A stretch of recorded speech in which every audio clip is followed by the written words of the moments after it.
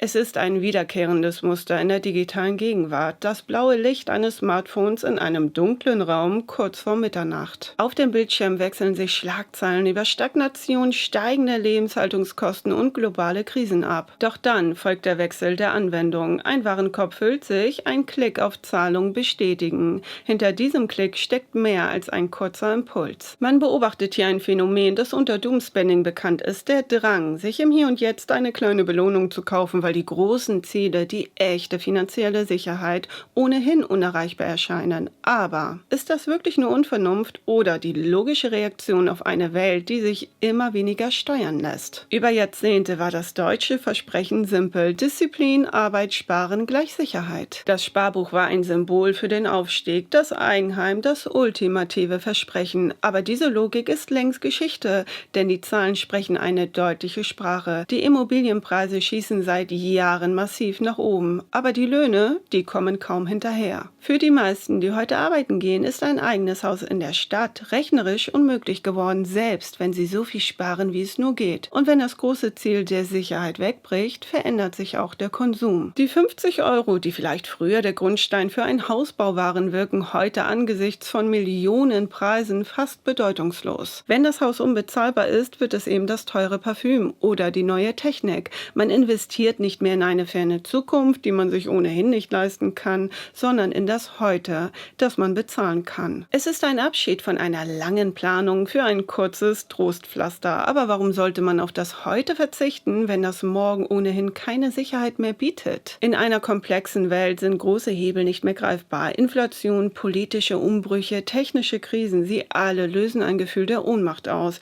Psychologisch gesehen erzeugt das massiven Stress. Aber beim Online-Shopping sieht die Welt noch anders aus. Aktion führt zur Reaktion, ein Klick führt zur Bestellung und die Bestellung führt zur Lieferung. Es geht dabei gar nicht um die Sache an sich, sondern um den Moment der Entscheidung. In einer Welt, in der man große Probleme nicht lösen kann, entscheidet man sich zumindest für die Farbe eines neuen Pullovers. Der Kauf wird zur Stressbewältigung durch gespielte Kontrolle. Wer sonst nichts mehr steuern kann, steuert zumindest seinen Warenkorb. Die Biologie dahinter ist simpel, denn in Phasen hoher Belastung oder auch Angst vor der Zukunft sucht unser Gehirn verzweifelt nach Entlastung. Denn ein Kaufimpuls löst vor der eigentlichen Lieferung schon Vorfreude aus. Ein kurzes Dopaminpflaster, das den Frust und die Gleichgültigkeit überdeckt. Es ist eine Art Selbstmedifikation, denn früher gaben uns Aufstieg und Rente Sicherheit. Heute werden diese Versprechen seltener. Und wenn das große Ganze wegbricht, dann greift der Mechanismus nach dem schnellsten Fix: dem Konsum. Doch der Effekt verfliegt, sobald das Paket geöffnet ist. Was bleibt, ist der Hunger nach der nächsten Dosis. Und vielleicht entsteht so ein Kreislauf, in dem Konsum gar nicht mehr den Bedarf deckt, sondern unsere Gefühle in der Krise reguliert. Besonders in Deutschland war Sparen früher mehr als ein Finanzmanagement. Es war eine moralische Frage. Wer sparte, galt als vernünftig und anständig. Doch dieses Bild vom Sparer wird langsam zum Märchen. Die Inflation hat das Vertrauen zerstört, dass Geld langfristig seinen Wert behält. Wenn die Kaufkraft sinkt, wirkt es schon fast rationaler, alles sofort auszugeben, statt zuzusehen, wie das Ersparte auf dem Konto schrumpft. Man erlebt eine Verschiebung der Werte weg vom klassischen Verzicht hin zum Drang nach dem Erlebnis. Man beobachtet eine Ist-mir-egal-Mentalität, die vielleicht aus einer tiefen Erschöpfung resultiert. Angesichts der Krisen, die uns in den Medien ständig begleiten, wirkt das Sparen für später schon fast riskant. Wer weiß schon, wie die Welt in 20 Jahren überhaupt noch aussieht. Die Gegenwart wird zum einzigen Zeitraum, auf den man sich eigentlich noch wirklich verlassen kann. Das Wegkaufen des Frusts ist vielleicht auch ein Zeichen dafür, wie wenig man der Zukunft traut. Aber ist das Leichtsinn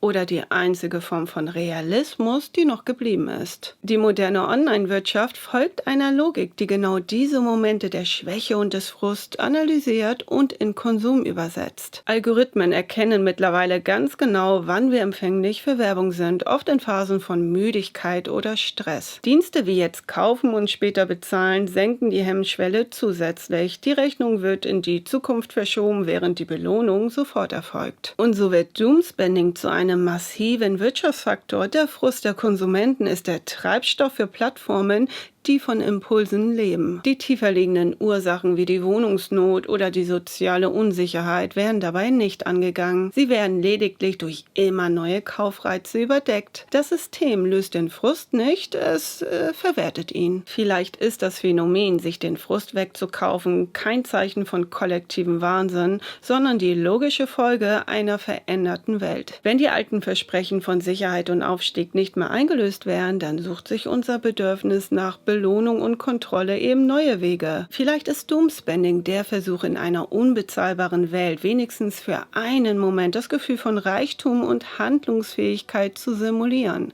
Aber macht uns das wirklich glücklich? Wie sieht eine Gesellschaft aus, in der Konsum der einzige Weg bleibt, um mit der Angst vor der Zukunft umzugehen? Ist das der Untergang der Vernunft oder doch eher eine notwendige Überlebensstrategie in einer harten Realität?